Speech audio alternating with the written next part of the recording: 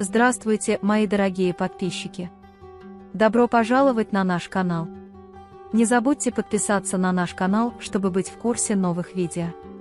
После слов Тарика держаться подальше от моего сына, Баран говорит, что мы поняли, что он опоздал в машине, а Дилан говорит: поверьте, мы не хотели вас беспокоить, нам очень жаль.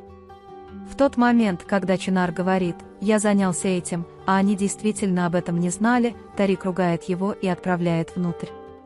Госпожа Хаджер подходит к ней и резко ругает, говоря, что ей нужно позаботиться о Чинаре.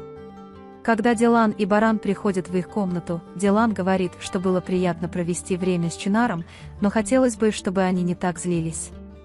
Когда Баран говорит: да, ребенок очень испугался, Дилан говорит, что они родители и нам нужно их понять больше всего. И они помнят времена, когда переживали и грустили из-за Мирана. Берен говорит, что он боялся, что в то время что-то случилось с Диланом, но Дилан говорит, что еще могло со мной случиться. Я больше не чувствую ничего, кроме моего сына, ни одного мгновения не проходит без того, чтобы я не думал о нем. Берфин приходит к Чинару и говорит: а тетушка, почему ты делаешь такие вещи? Когда Чинар спрашивает, сильно ли на меня рассердился мой отец, Берфин отвечает, что он не злился, он просто очень боялся, что с тобой что-то случилось, потому что он очень тебя любит. Пообещав больше так не делать, Чинар говорит мне, что на улице очень хорошо, а дядя Дилан и Баран очень заинтересовались мной и пригласили меня съесть гамбургер. Пока они разговаривают, приходит Тарик и спрашивает разрешения. Чинар боится, думая, что отец накажет его, но Тарик говорит, что наказания нет, с этого момента нельзя приближаться к Дилану и Барану. Выйдя из комнаты, Чинар Тарик говорит: но они заставили меня съесть гамбургер. Госпожа Хаджер узнает, что Чинар уронила свое молитвенное ожерелье и ищет его по всему особняку. Когда приходит Тарик и спрашивает, что произошло, пока он искал, он говорит, что нам нужно найти это молитвенное ожерелье как можно скорее. Тарик говорит: не волнуйтесь, мы будем искать его со всех сторон. Затем, когда госпожа Хаджер спрашивает, почему вам пришлось быть таким грубым с Бараном, она отвечает: я хотела, чтобы Тарик знал свое место. Конечно, госпожа Хаджер должна знать, что Баран правил огромным племенем, чтобы не разбудить спящего великана и не причинить лишних хлопот. Джейда говорит, они хотят проснуться. Они выглядят как мертвые.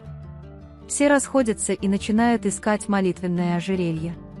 Звонит телефон Барана, звонит Мурат. Когда я говорю, что мне нужно кое о чем поговорить с Бараном Абда, Мурат отвечает, что это невозможно, потому что я нахожусь в своем родном городе. Когда Баран спросил, могу ли я покрыть все расходы и вызвать его в Стамбул, господин Мурат был убежден и сказал, что приедет в особняк Карабей завтра первым самолетом. Дилан и Берен очень взволнованы после этого разговора. Тарик приказывает своим людям найти Мурата раньше Барана. Они встречают в саду дядю Дилана Ахмета и спрашивают, как у него дела. Когда дядя Ахмет спрашивает, с тобой все в порядке, а Дилан остается без ответа, дядя Ахмет беспокоится о нем и заставляет его сесть в сторону.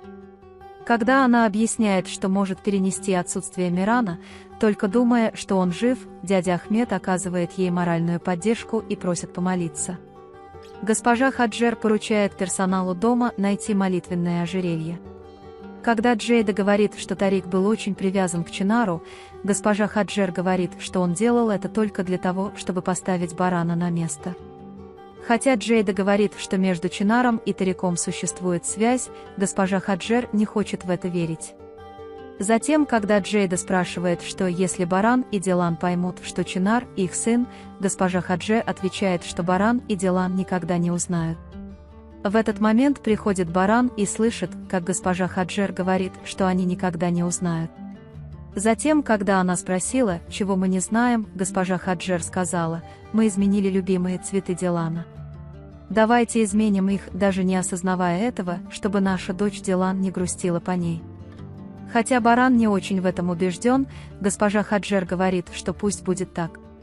Он думает, что госпожа Хаджер очень рассердится, если он не сможет найти молитвенное ожерелье в Чинаре, поэтому он очень счастлив, когда находит его в саду, пока ищет. Дилан замечает его, подходит к нему и спрашивает, что он нашел, что сделало его таким счастливым, но Чинар отвергает это как пустяки. Когда Дилан говорит «я в порядке, я тоже рад». Когда Чинар спрашивает почему, он отвечает «я рад, потому что ты счастлив».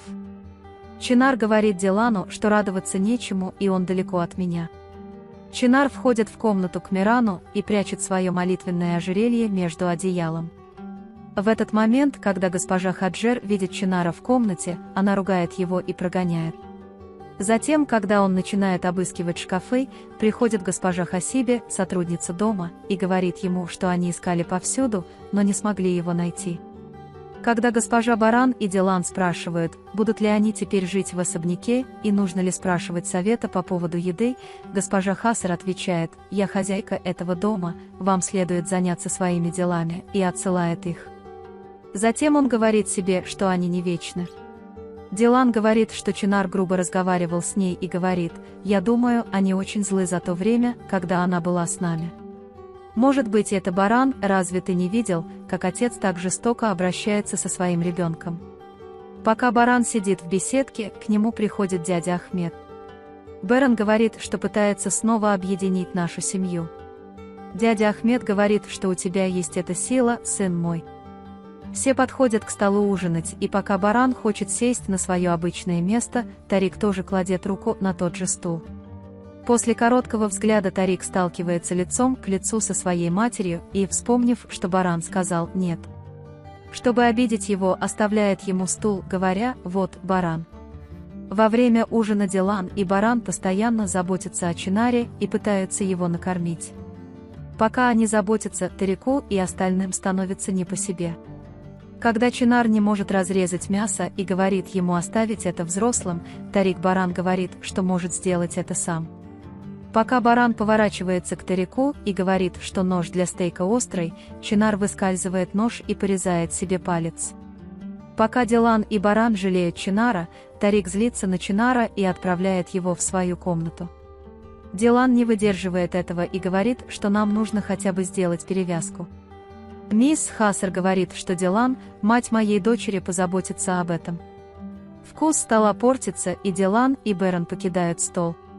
Пока Джейда злится на Чинара, приходит Тарик с пластырем в руке и говорит: «Ты сильный мальчик, если ты что-нибудь услышишь, ты скажешь мне, и держись подальше от Барана и Дилана». Чинар извиняется и говорит, что все понятно, сэр.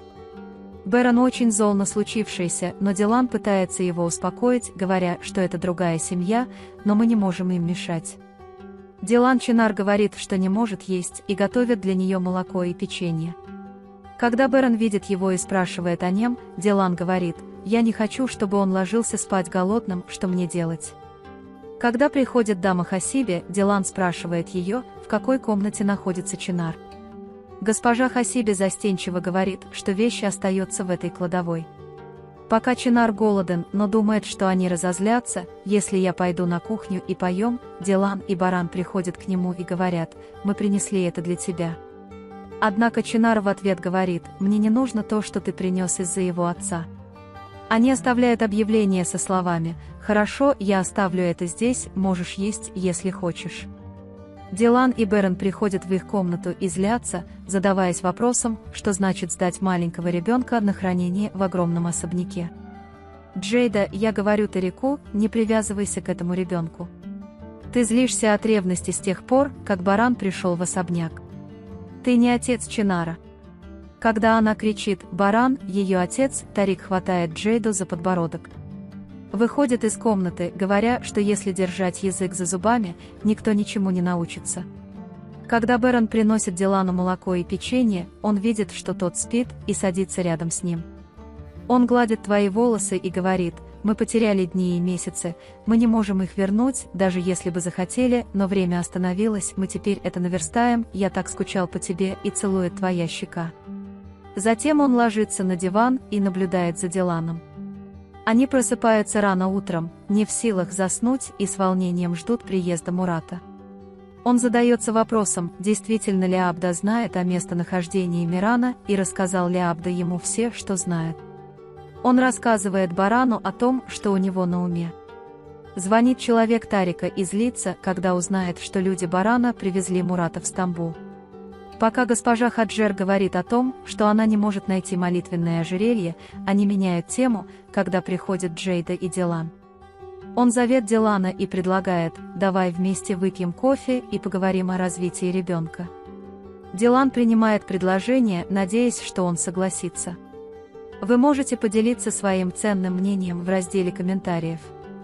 Не забудьте подписаться и включить уведомления, чтобы увидеть больше видео. Увидимся в следующем видео. Береги себя. До свидания.